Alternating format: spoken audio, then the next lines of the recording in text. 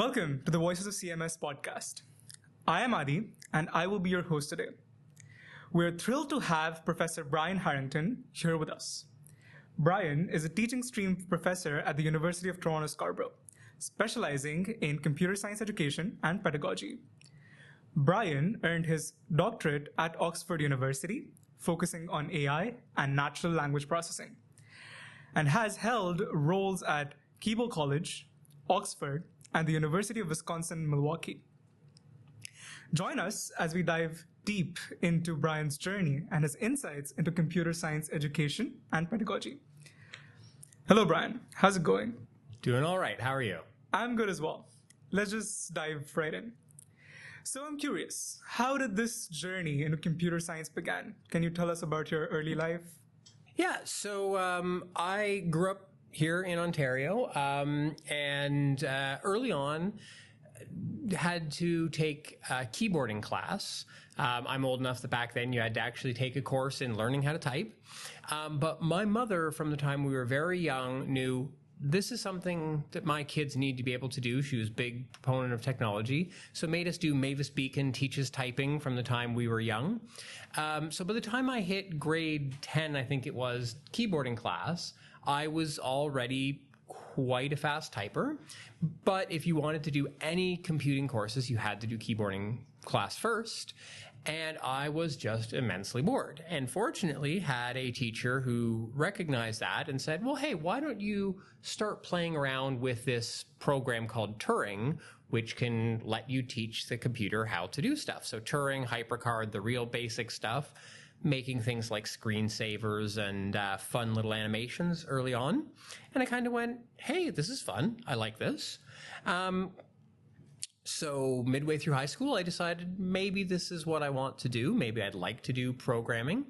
And then, interestingly, did not make it. I applied to do computer science. My grades weren't good enough.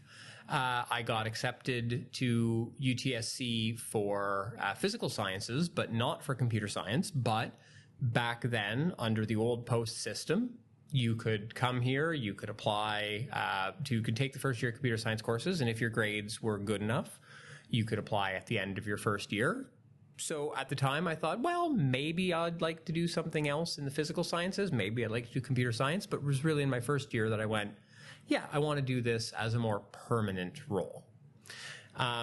So then got accepted to computer science, spent 4 years doing that.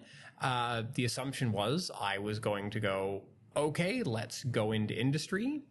Had my co-op placements, and one of the big things I discovered in my co-op placements, particularly one at IBM, I got the best co-op position was going that year. Like everyone wanted that IBM web development. It was in their new Markham office, really fancy thing. And I realized I don't actually want to do this. And I think the fact that it was such a good co-op placement and I still went, this doesn't interest me, this isn't something I want to do for the next 40 years, was really eye-opening. That made me realize, like, it's not the job, it's not the role, it's just me. I'm not a good fit for this sort of industry development. So I said, well, let's go and apply for academia, apply for grad programs, initially to kind of spend a year figuring out what I want to do. I guess, well, I like university, I like school, let's do some more of that. And then I got into grad programs. Initially was supposed to do a one-year master's program, wound up going there and just really falling in love with the research world. Spent a couple years at Oxford, did my research there with Steve Clark, and just really thought, hey, this is what I'd love to do. And so now, many years later, here I am back at my alma mater, back at UTSC, where it sort of all began, and enjoying teaching the next generation to be prepared for maybe featuring or facing some of the same trials I had to face. Interesting. You said, okay, there's a lot of things that you touched upon there, and I want to elaborate on a bunch, but let's start with your first insight into UTSC. You came here in the physical sciences program. I'm sure you would have taken some courses or met some people which inspired you to continue taking CS more.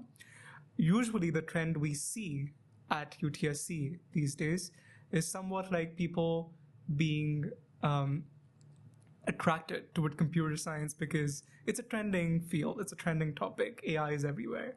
But in their first and second year courses, they realize, this is something that is not meant for me, or I am not really good at it. So what were the courses or those moments that made you feel like you are meant to do computer science?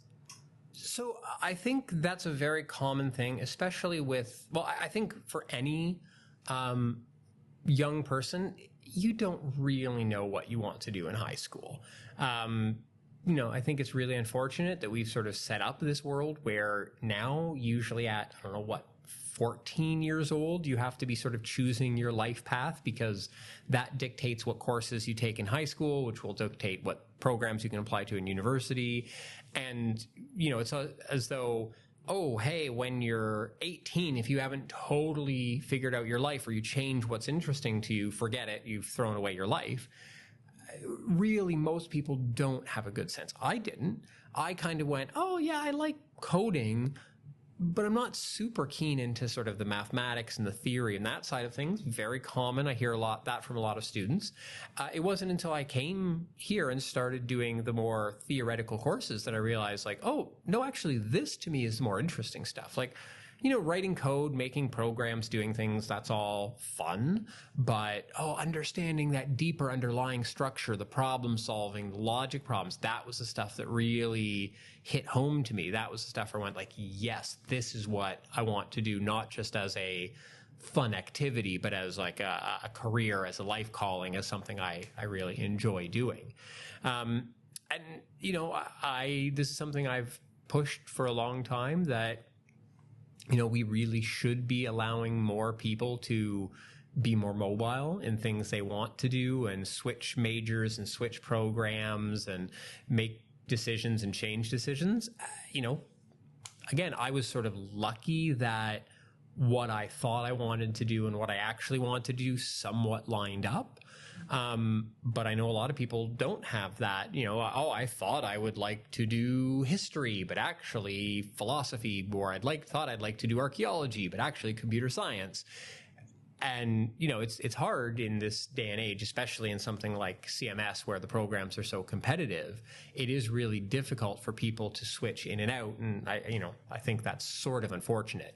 I was very lucky that I was doing this just after the sort of big .com failings of the sort of late 90s, early 2000s. So when I was applying for high school, it's like, no, incredibly difficult to get into high school or get into university computer science programs. By the sort of early 2000s, it was, no one wants to be in these programs. Everyone's fleeing. So actually, it was fairly easy to move around and try different things. You said theoretical computer science courses kind of geared you more towards computer science. From your perspective, as a computer science professor at a very well-reputed university, what do you think is the outcome of a CS degree? Nowadays, a lot of people take it because they want to become better programmers. Some people take it because they want to go into grad school and research something.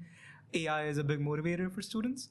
So for someone who's coming into CS at, let's say, U of T in their first year, what should their perspective be at the end of their degree?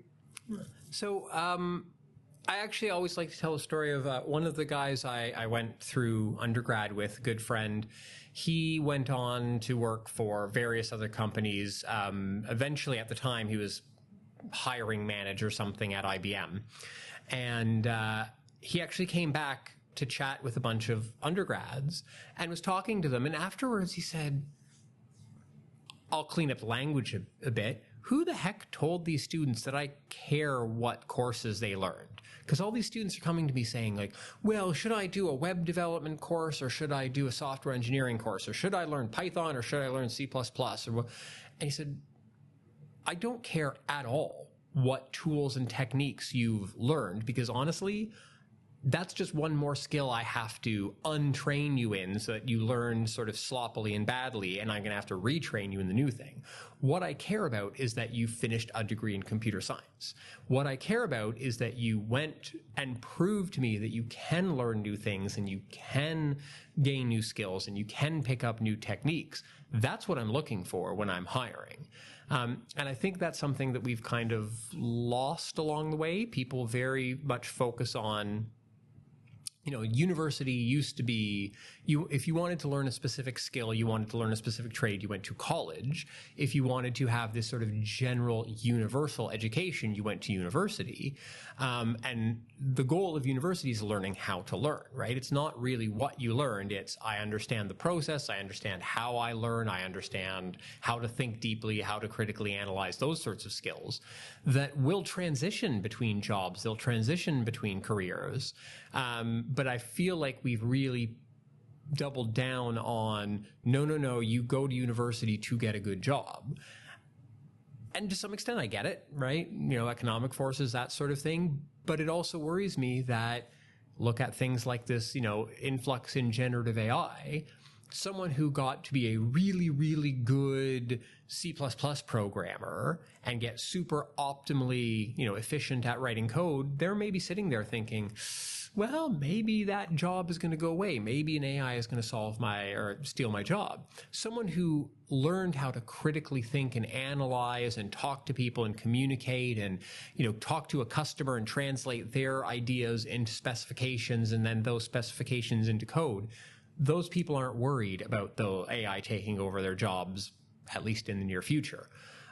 So that's really something I try to push to my students is, it's not really about the individual things you learn here. It's about the process you went through as you're learning and developing these skills.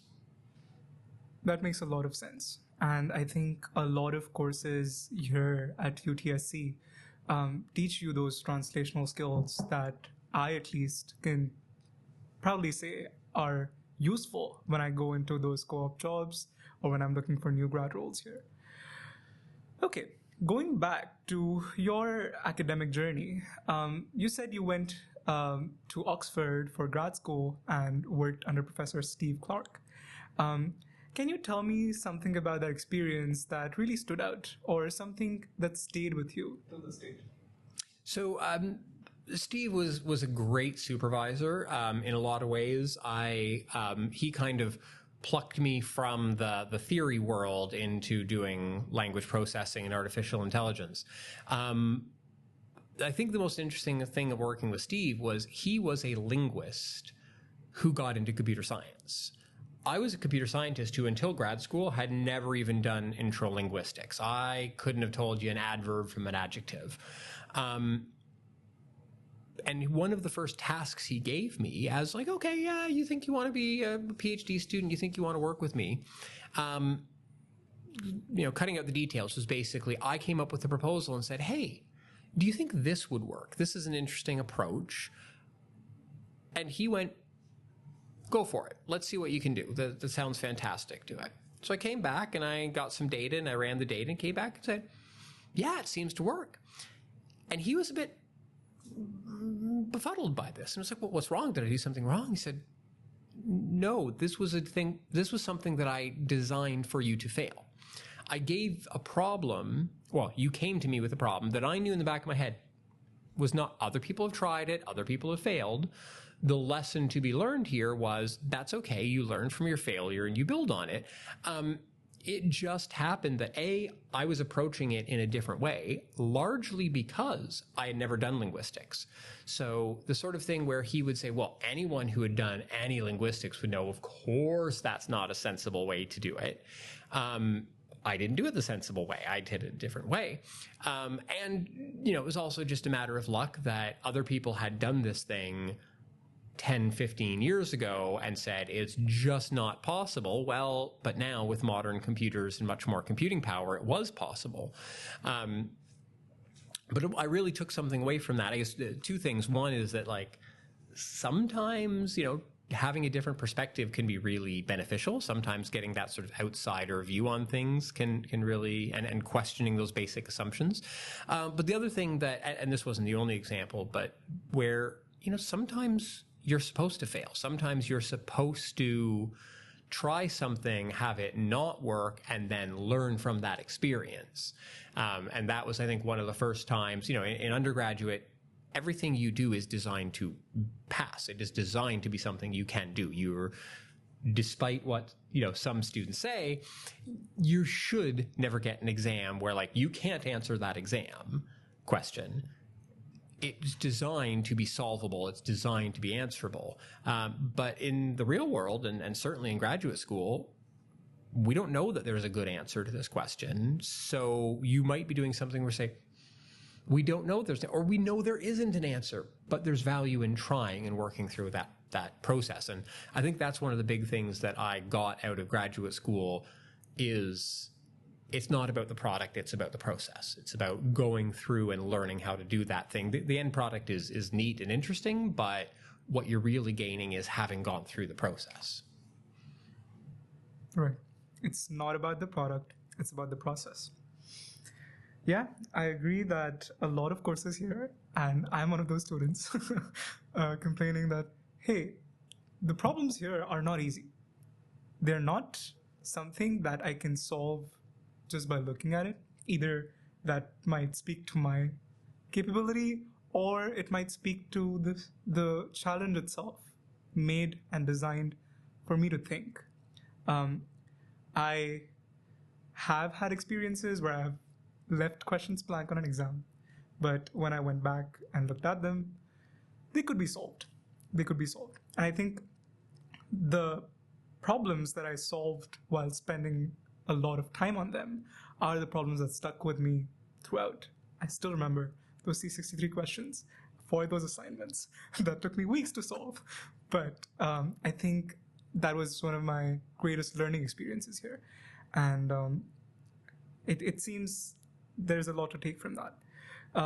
If you were to set up a mindset for a first-year student who's coming into university, can you tell me some things that they should keep in mind or become aware about so that they can make the most out of this university experience? So for first-year students, again, going back to that, it's about the process, not the end product.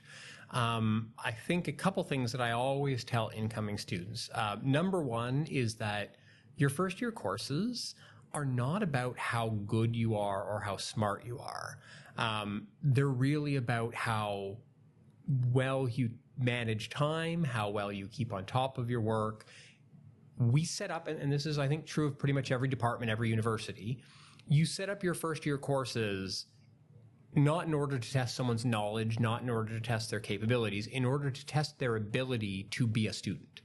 Because the idea here is, I don't want you to get to 3.5 years into your degree and then find out, hey, you don't have what it takes to finish this degree. Or I don't want you to graduate from this program and then say, oh, you don't have what it takes to exist in the world and be a good ambassador for our program.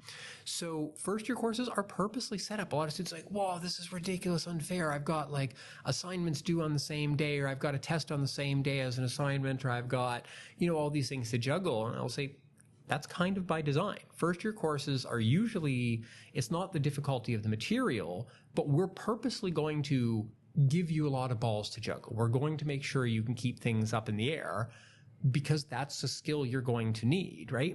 Whether or not you can, factor, whether or not you can write code, we'll figure that out and we can teach you how to do that. The thing that we can't teach you in your upper years is how to be disciplined, how to manage your time well, how to, be a good student, how to sort of be focused when it's time to focus. And that's a lot of what first year is about. So that's something I think a lot of students struggle to sort of get, is that, I've seen brilliant students crash and burn because they can't keep on top of their timetable and their work. And I've seen students who really struggle with the material, but because they manage their time, because they organize themselves, they do well. So I think my one big piece of advice coming in is be however it works for you. And there's no, silver bullet here, but be conscientious. Think about time management. So I always tell students, I still have a physical book that I kept. I still have them from university. It was, one of these little timetable books I kept around where I meticulously kept every day schedule. And okay, here's where my lectures are. Here's where my tutorials are. Here's what I'm working on, the homework assignment to work on this night. But also, here's my movie night when I'm going to go do this thing. Here's the time I blocked off for my friend's birthday party. Here's when I'm going to the gym. Here's the hour of time. I didn't do this, but I recommend other people do it. Here's the hour of time where I am going to just not do anything. I've got this hour of time.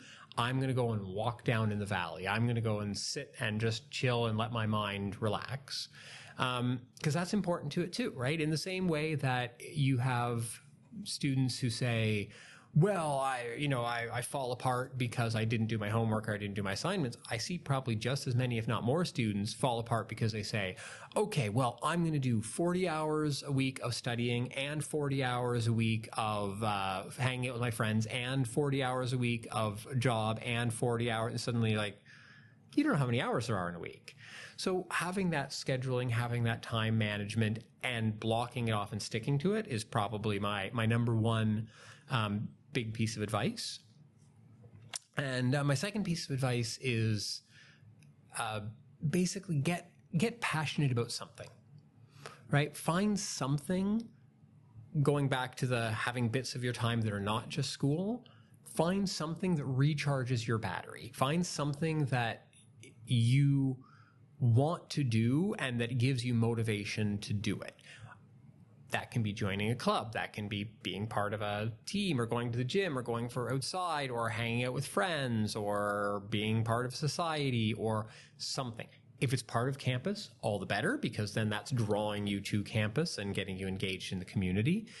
But having something where you say, no, this is the thing that lets me turn off my brain for an hour and go and do a thing that will recharge my battery, redraw my energy. Because let me tell you right now, for those of you entering, for those of you coming to this campus, you are at maximum motivation right now. Your motivation reserves are at 100%.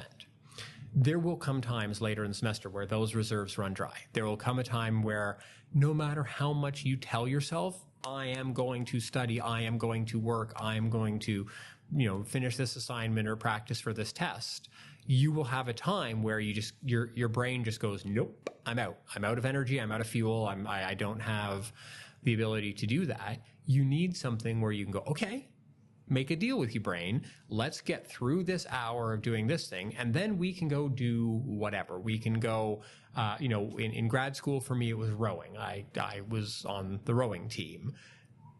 It was reset my brain. I do an hour. My body's tired, but now my brain's refreshed and I'm doing things. Again, it can be anything. It can be watching movies with friends. It can be hanging out. It can be playing a video game. It can be whatever. Preferably social, because, that's really important to have that interaction with people. Preferably something related to campus, because that makes you sort of more involved. But having that thing that lets you recharge your batteries, that's hugely important. And that actually brings the third point that I always tell students is take advantage of the resources.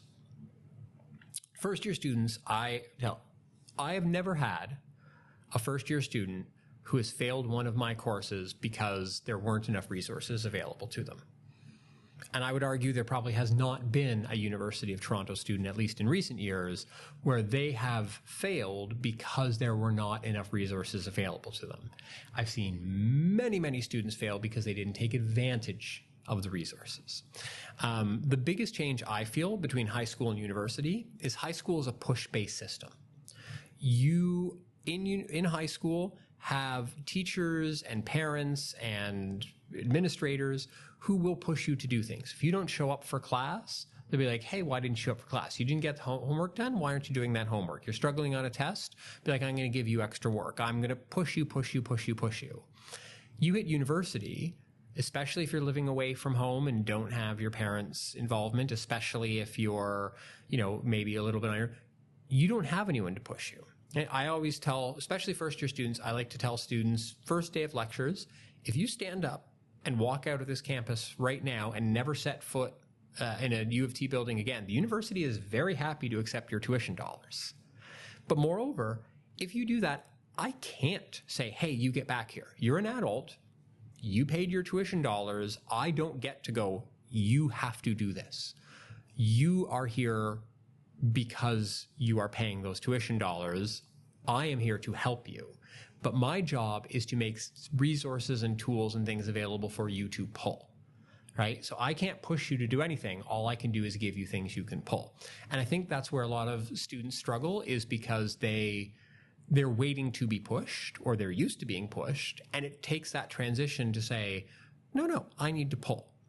And let me tell you, there are enough resources, whether that's academic. So you've got, lectures and tutorials, but you've also got office hours. You've also got study groups. You've also got Center for Teaching and Learning. You've got all these various, academic things. But in terms of other things, in terms of mental health resources, you've got tons of resources available. In terms of just being part of the community and community building and engagement, take advantage, pull those things. Right? So all those things kind of interact, but, I keep telling students, you've already paid for all this. Your tuition dollars have paid for the Center for Teaching and Learning, and they've paid for the clubs, and they've paid for the library, and they've paid for the writing center, and they've paid for this podcasting studio.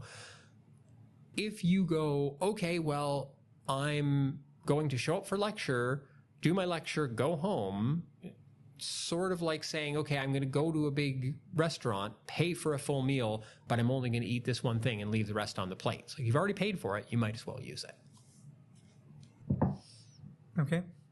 To summarize, we should manage time well, we should be passionate about something, and we should take advantage of the resources that are available to us. That makes a lot of sense. And I think that comes from a place of experience that you yourself had during your undergrad degree, grad school, or the numerous students that you have taught and seen either succeed or fail or learn from those failures at some point. So thank you for sharing those insights. Coming back to your journey, though, we talked a little bit about the failures and challenges students come across at university. I'm sure there were moments in your life where you felt challenged, and those challenges somehow shaped your perspective, your life, your current journey that you are on in some form or the other. Could you tell us about some of these challenges and how you overcame them? Yeah, absolutely. So I think, actually, I was having a conversation with someone recently that was saying, well, you're a full professor at the University of Toronto, therefore you must have had perfect grades and had everything and had, I'm going to acknowledge I'm very, very lucky that I have had these opportunities, and, I've worked hard and done well at various stages, but there have definitely been times where I felt like a failure. I already talked about, I did not make it into a computer science program out of high school. My grades were good, but not great. I had several times during my undergraduate degree where I felt like I was really struggling. But I think for me, the biggest sort of moment of, wow, I feel like, a failure was probably after grad school. So in grad school, I was very fortunate. A lot of my work was sort of hitting at a popular thing at a popular time. This is sort of doing artificial intelligence and language processing in the early 2000s was a big time that people were starting to realize, like, oh, this is going to be a big deal. And so I had, a lot of success early on. So I wasn't used to having papers rejected and having, not getting the positions or not getting the roles I wanted. But after grad school, I struggled. So I was told, no, you've got to do research. Research positions are the way forward. They are, teaching is fine, but teaching distracts you from your research. And, to be a real academic, you've got to be publishing papers and getting citation counts, and that's what matters. And So after grad school, I taught for a while at Oxford, but was encouraged, no, go find a research position. And so I went to University of Wisconsin at Milwaukee and had a peer research position there and really did not enjoy it. I was working on stuff that I wasn't super passionate about. I was not getting the publication history and the citation counts I wanted. A lot of it was based on where the funding was. So it was this decision of like, do I go with what I think is the most important stuff to work on? Do I go with what do I think will help my academic career? Or do I go with what do I think will get funded? In this role, it was very much you go with what's funded. And so at a certain point, I realized like, this isn't what I want to do. And it wasn't working out. I didn't have that sort of, hey, I can go anywhere in the world, take any position I want. It suddenly hit me that, oh, this isn't happening. This isn't this isn't going to work out the way I hoped it was. And there was definitely periods there where I felt like, yeah, I failed. That's it. I'm done. All this work, all this decades of work to get where I am. And it's just for nothing. I felt like, well, either I go back into industry or I go back to teaching, both of which are, considered failures because, well, then why did you do a PhD, right? But eventually coming back here and doing teaching, I realized, but this is what I love doing. And, there's the classic, the Venn diagram of like, a job that you enjoy, a job that you're good at, and a job someone will pay you for. If you can meet all three of those things, that's success. And at a certain point, I had to sort of redefine what success looks like to me. That's what I care about, right? So do I care about my, publication counts and citation counts? Not really. Now, I would much rather have a paper with 4 student co-authors than a paper with 40 citations. I care much more about, hey, I can impact the community, I can impact students, I can sort of help students on their journey, I can teach students, I can make a difference in their lives. And yeah, if I get some citations and I get some publications, great, cool. But it took me a while to really redefine what success meant for me, right? That's idea that like, no, anything other than a pure research stream, tenure track professorship is failure.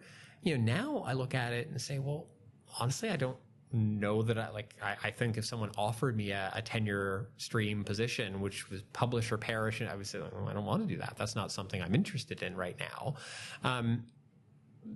So partially it's, okay, you got to suck it up and keep going. Partially it's, you have to maybe redefine what is it you care about, or think about what is it you care about, right? Did I want to be a peer researcher because I wanted to be a peer researcher? Or did I want to be a peer researcher because that was what I was told is the next logical thing to be, and that's what someone else defines success as? And I think now, it took me a long time, but now I've defined what I care about in terms of success. That is kind of eye-opening. Redefining success according to the metrics that you determine are important. And why, especially when those metrics do not match the metrics of the traditional society or people around you, it takes courage. And it takes a lot of, I even think it takes a lot of thought, perspective, awareness to come up with things that will fit that ikigai circle that you're talking about, but also will make you happy in some way, because you have to live in that society, because those people are not going to disappear. But yeah, I think I will think about this too. But I do want to just emphasize that, I'm making it sound like, it's okay, it'll all be fine. It sucks sometimes, right? Like failing at stuff sucks, and it's hard and it can be difficult. And I think that's something that I also want people to be aware of is even that, ultra successful, lucky, has everything person, they're going to have times where they go, oh man, this is all terrible and I hate it and everything's awful. But this world we have where like, that's okay, just keep plugging away and everything will be great and your world will come. You know, maybe not, right? It's okay to sometimes go, yeah, I'm upset, I'm angry, I'm annoyed. It's not okay to wallow in that and not move forward. But, you know, don't just go, well, that's okay, you'll sort something else out. You know, acknowledge that, yeah, sometimes so. You know, you fail a class or you don't get into the program you wanted or you struggle with some, you know, social connection or whatever. Those struggles are still real. That's still totally valid. And it's not the case of just being like, well, you didn't work hard enough, so too bad, suck it up and move on. Like, acknowledge that, yeah, this is tough, this is difficult. But trying to channel that into something positive, I think that's the tricky bit. But if you can do it, that's the thing that will really help move you forward. I recently was listening to a podcast by Simon Sinek, and the idea of sitting in failure, sitting in situations that are not positive, meaning they are either sorrow, grief, understanding the human ability to feel those emotions, in itself should make you happy. When I thought of it from that perspective, I was kind of intrigued. It didn't make me happy, let me tell you that. But it did make me appreciate the situations that I was given to face. So I understand what you're saying in terms of accepting failure, accepting that not all things are going to succeed or work out as the way we want them to. But at the end, we want to make sure something pulls us. Talking about something pulling us, what were your inspirations? What inspired you to keep moving forward in such challenging times? Was there a mindset that you accepted that gave you hope? Was it hope, or was it discipline, or was it something completely different? So it's tricky, I think. There's a certain element of momentum, you know, that when you're doing something, if you kind of build up that momentum ahead of time to be prepared that maybe this isn't going to go right, it can help you over those tricky bits. I'm a big believer that, you know, you can have the most positive attitude in the world, but there's going to come times when, again, you're not happy about something. You can say, I know tomorrow that this paper, there's a good chance it's not going to get accepted. But if it doesn't get accepted tomorrow, it still hurts. So the key is setting yourself up in such a way that, okay, if my paper doesn't get accepted tomorrow, here's what I'm going to do. And so even tomorrow when I go, oh, this sucks, I just want to throw this whole thing in the garbage and delete the files. But I've set it up that, okay, this is the next step that I'm going to take. This is the next thing on my journey. And being aware and being kind to yourself, right? That's something I think we tend not to be kind to ourselves. We tend to be in the moment when you're upset, you're going to be angry at yourself. You're going to feel like, oh, I'm bad, I want to punish me.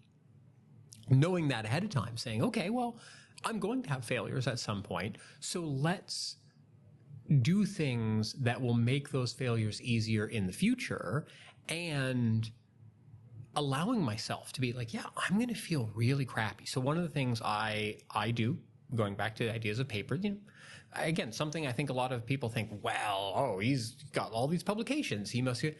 I think I have about it, maybe 25% acceptance rate is my average over, you know, like about 1 in 4 papers gets accepted, at least the first time. Some of them you have to submit multiple times.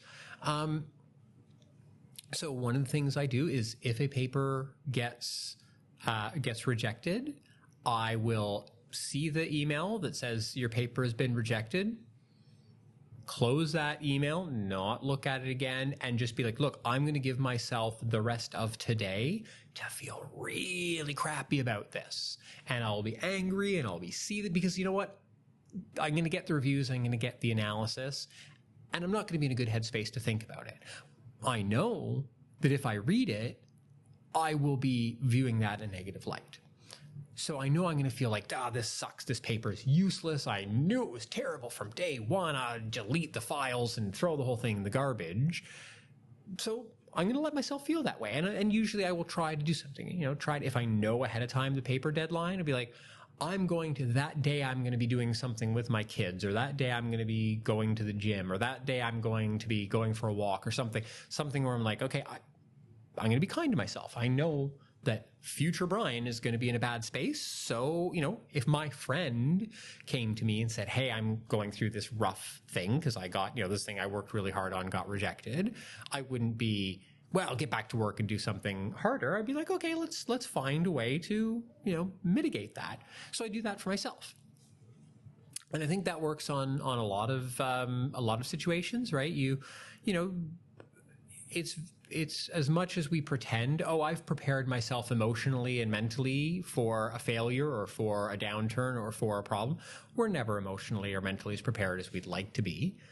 But what we can do is we can plan our lives around giving ourselves that space to be angry, be upset, be annoyed, but then saying, okay, you give yourself 24 hours, and then 24 hours after that time, this is the time where you are going to read it, and you are going to go, okay, I'll read the reviews, and then come up with a plan for how I'm going to improve it so it'll get accepted next time, or how I'm going to change my plan for what I'm going to do next, when I'm in a better headspace, when I'm in a better situation, and when I can see a future, right? This is, one of the problems with depression in general is they say that when you're feeling depressed, your brain tricks you into thinking, but this is reality. Depression is reality.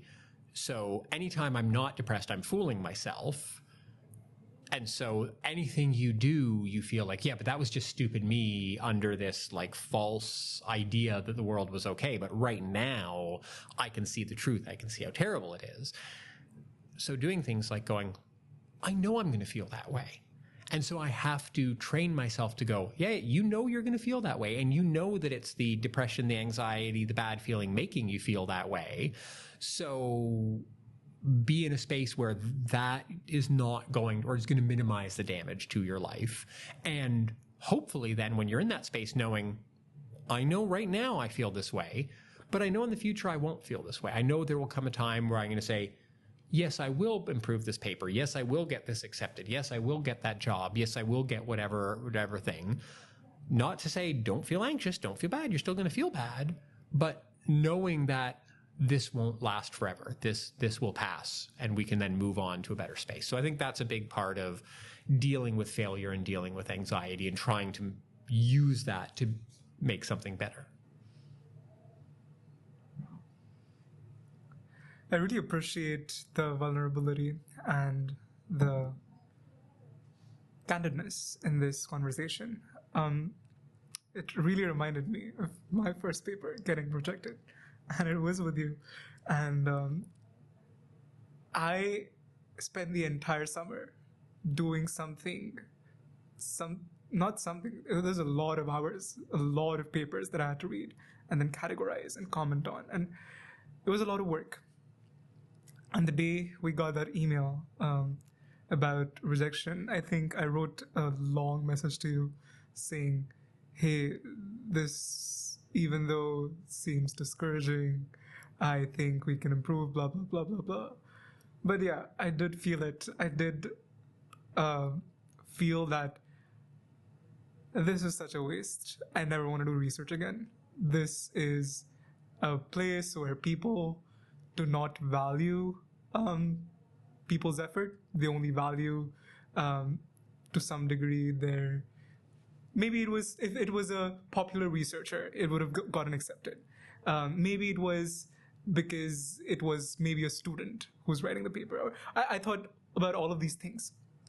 But giving myself that time, those 24 hours, thinking about this can be improved, and just hearing back from you saying, maybe it's all about positioning. Maybe we reposition it as a poster. We reposition it to show it as an experience report, to show it in different light, and just changing the perspectives on those paper submissions and how they're getting accepted.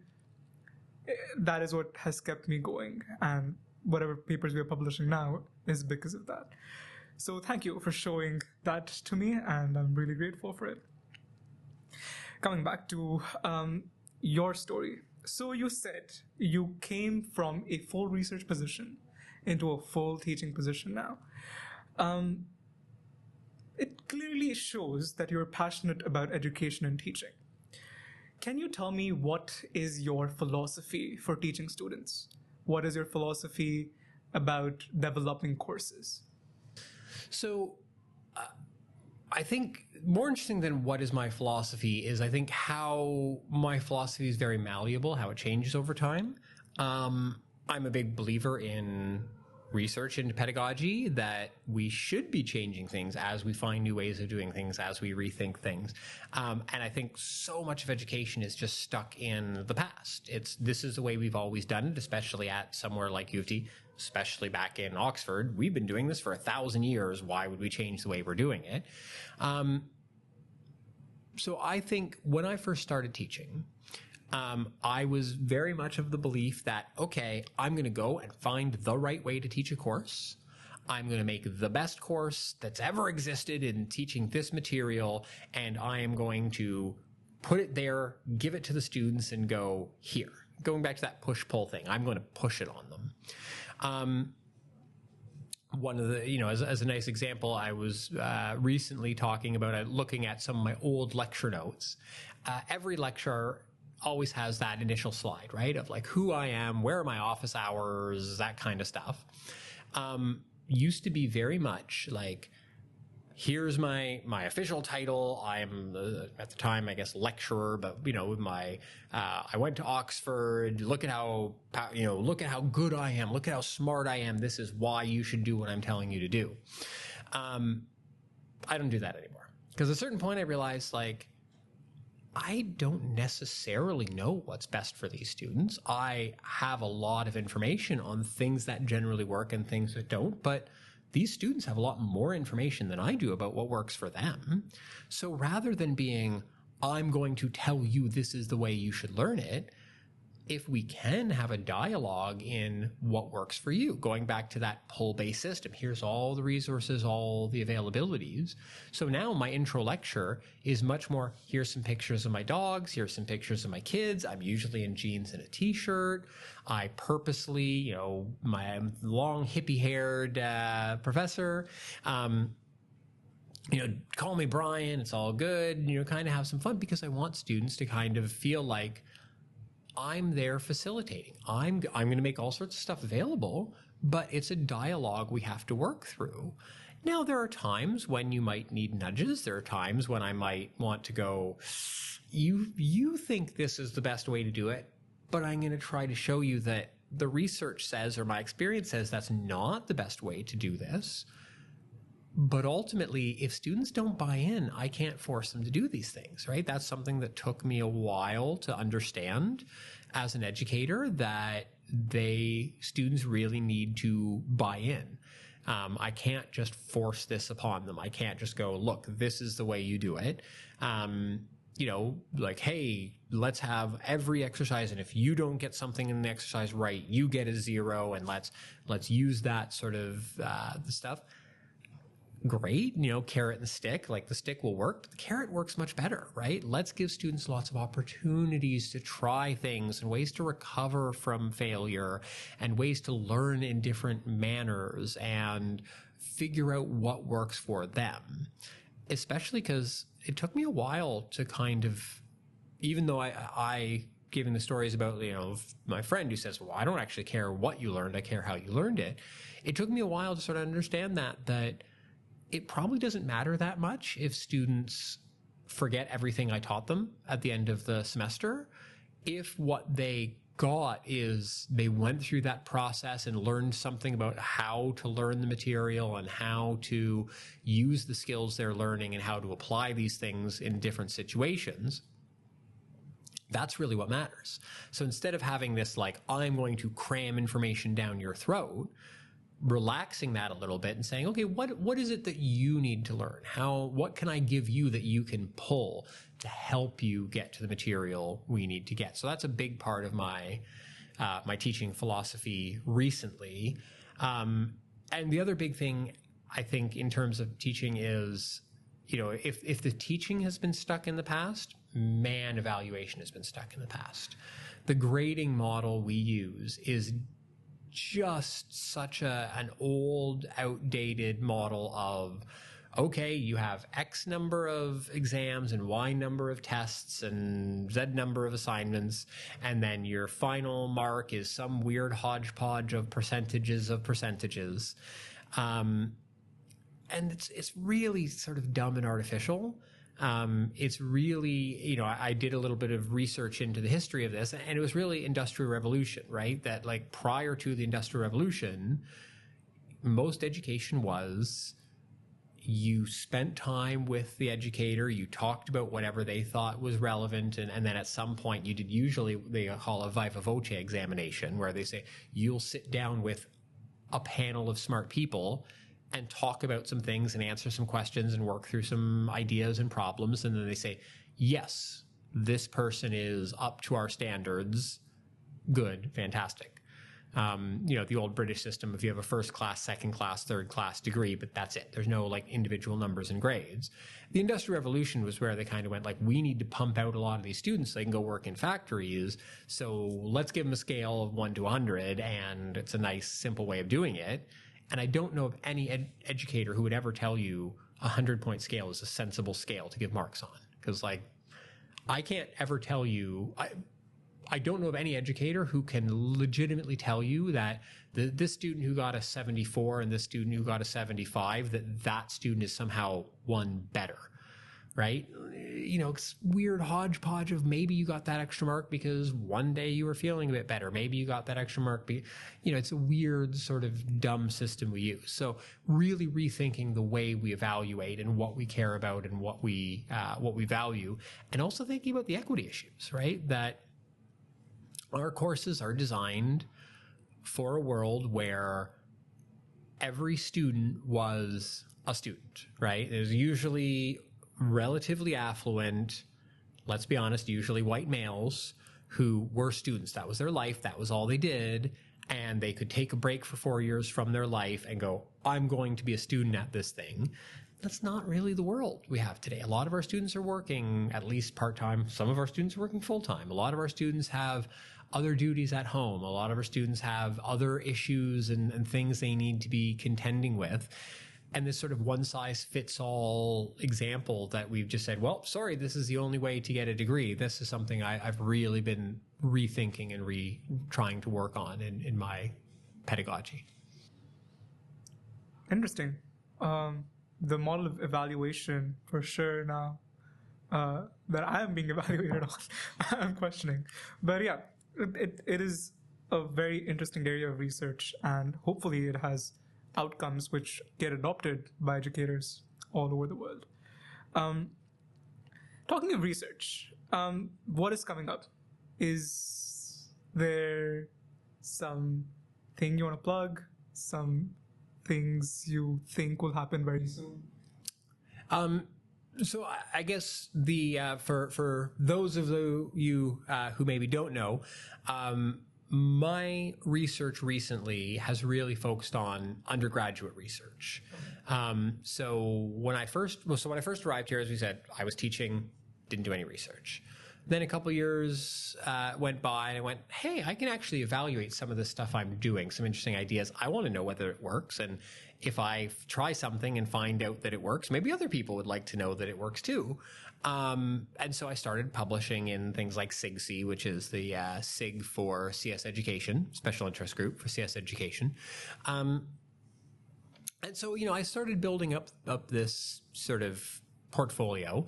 And going back to our earlier conversation about redefining success, at a certain point, it's like, well, I'm doing all this work to get these publications and papers, and they're getting pretty good citation counts, right? That's what, in a traditional research-oriented world, that's what you care about. But at a certain point, I said, well, do I care about that anymore, right? Is that something that really matters to me?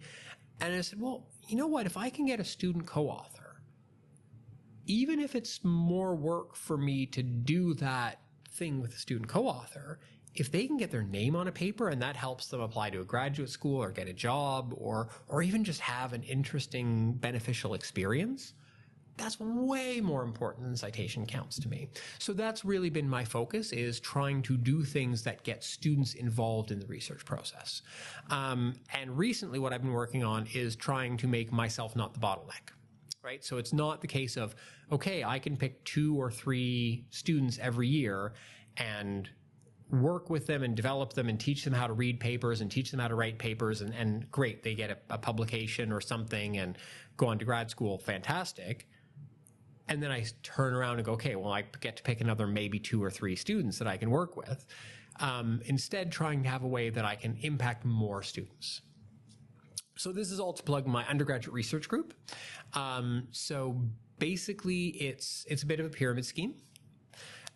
So the lowest level is we're going to do an undergraduate research symposium at some point in the near future. So keep an eye on socials for that. So the lowest level is come and sit in on the undergraduate research symposium and go, this is neat. People are doing cool stuff. They're showing off the research they do. Not just my group, any student in across the department. Then if you go, okay, that's interesting, the next step is you can join our reading group. We get together once a week. We read some papers. You can show up having never even read the paper and just sit in the back of the room and go, that's interesting. Okay, people are talking about papers. Then if you show up a couple times and you start to go, okay, well, this is how I read a paper. I'm getting some help in understanding how to read because it's not easy to read an academic paper. They're not written for the average person to be able to pick up and read. You have to kind of understand what to look for. Then if you do that a couple times, maybe you volunteer to present a paper. So, every week we have 1 or 2 people that will have read the paper and presented it to the group to open the discussion and get us going. And then if you do that, then, over the summer, we usually do like a literature mapping project. And then if you do a literature mapping project, you might be selected to do a real deeper research project. So really trying to have that pyramid level, right? Where like instead of 2 or 3 students at the top, we have a dozen students and then 50 students and then maybe a couple hundred students. And each stage you're getting something out of it, right? If all you get out of it is like, oh, this is interesting. I, got to go and learn about some research that students are doing and grab a free slice of pizza. Okay, hey, you're getting something out of it. So definitely looking for, we don't have any dates and official things yet, but probably by the fall, by the time people are arriving, we will hopefully have dates for when the undergraduate research symposium is and information about how to join up for the information about the weekly reading groups. But I think that's a great way for students to, if they think they might be interested in getting involved, it's very low stakes. It's very much, if you kind of try it for a bit and decide I'm busy with other things, okay, fine, you can take off. If you decide, no, this is going to be my thing, great, we can do all kinds of stuff. But, it's a lot of it is also just building that community. So I'd really encourage students to look out for the advertisements for that and come join us. And it's kind of fun too. Like, I like to think it's sort of, to me, it's all the fun stuff about a course without all the boring stuff. Like, oh, you're just kind of learning stuff, but you're not getting marked on it or evaluated on it. It's just, you're learning about neat stuff and having a chat about what you found interesting. Isn't that cool? And we have some fun. Yeah, the undergraduate research group definitely has been an accessible medium to get involved in research at a research-focused university. But it's also accessible for people who are not in CS and have seen people from all streams just come and talk about papers they are interested in. And that opportunity to explore your interests presents very less often with a group which is so diverse and has people who are also going to show interest in what you're interested in. So definitely check out the undergraduate research group. And that brings us towards the end of this podcast. But before we go, I would like to ask you your 3 takeaways for a student who is either a current student or someone who's incoming into UTSC CMS. According to you, what should they take away from this podcast? Okay. So 3 big takeaways I would say from today. So number 1 is that in your first year, it really matters your approach to your first year. So the earlier advice about, organizing yourself and getting involved and pulling resources, the way you approach and your thought process and your sort of the way you do things in your first year are more important than, being brilliant or being whatever. So I think that would be thing number 1.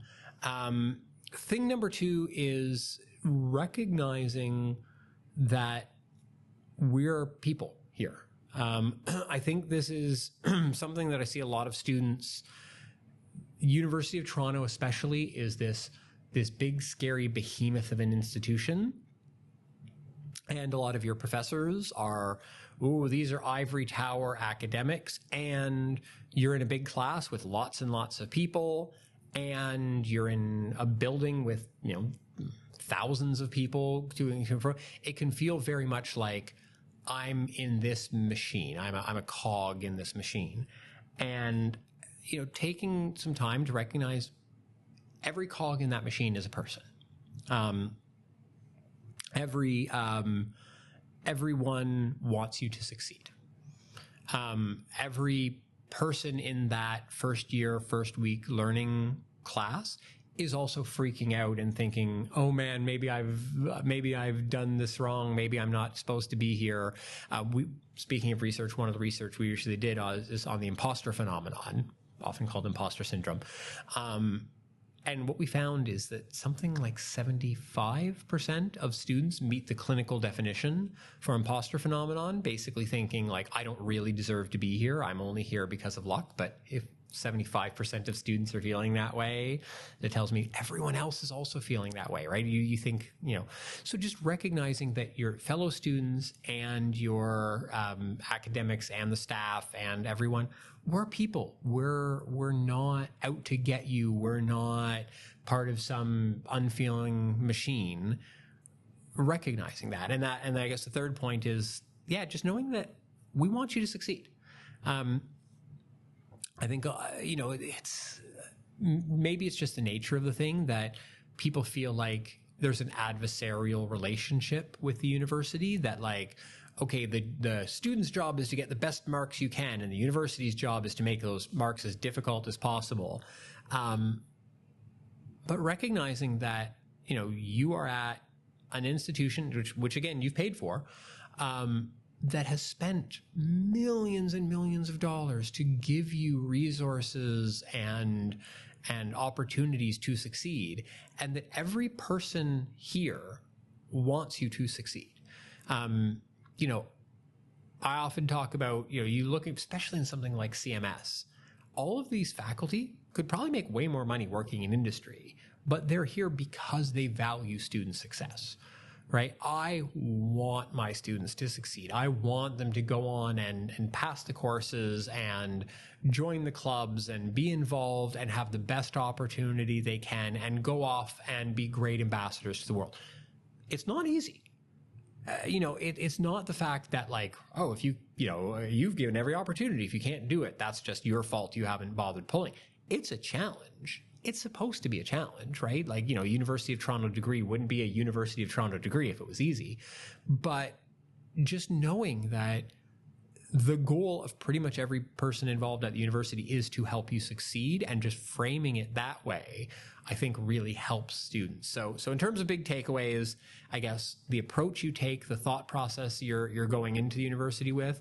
Number 2 is recognizing that these are all real human people with real human brains. And the third is that most of those brains want you to succeed. So I think if you go into your first year of university with that attitude, you'll be successful. That's a lot of content for us to consume, but it was very, very valuable. Thank you, Brian, for giving us your valuable time. I'm sure a lot of people here will be reaching out to you in some form or the other. They could be on your Slack for the undergraduate research group. They could be on Reddit. He's on Reddit. Please find him. And he is also, his email and his website is linked in the description of this podcast. You can reach out to him. And if you have any questions about university life, anything about CS, education, pedagogy, he's your go-to guy. Thank you so much, Brian, and I hope you have a great day. For everyone here, please, first of all, thank you for listening to this podcast. This is our first attempt to make something which is not very accessible, the lives of professors, accessible to students. So thank you for appreciating this effort. You can check other social medias for the CMS UTSC department. We have an Instagram account where we will be posting updates regarding the research symposium, the undergraduate research group, and all the other fun activities and things that take place around this community of CMS students. Also, we have a LinkedIn account which will be posting a lot more professional stuff like what our alumni are doing, the achievements, which I also want to highlight. The ICPC team from UTSC, which was led by Brian, also reached the North American finals recently, so congratulations to that. But stuff like this, we usually post on our LinkedIn, so follow us there. And yeah, stay tuned on this podcast for more such updates and insights from professors like Brian.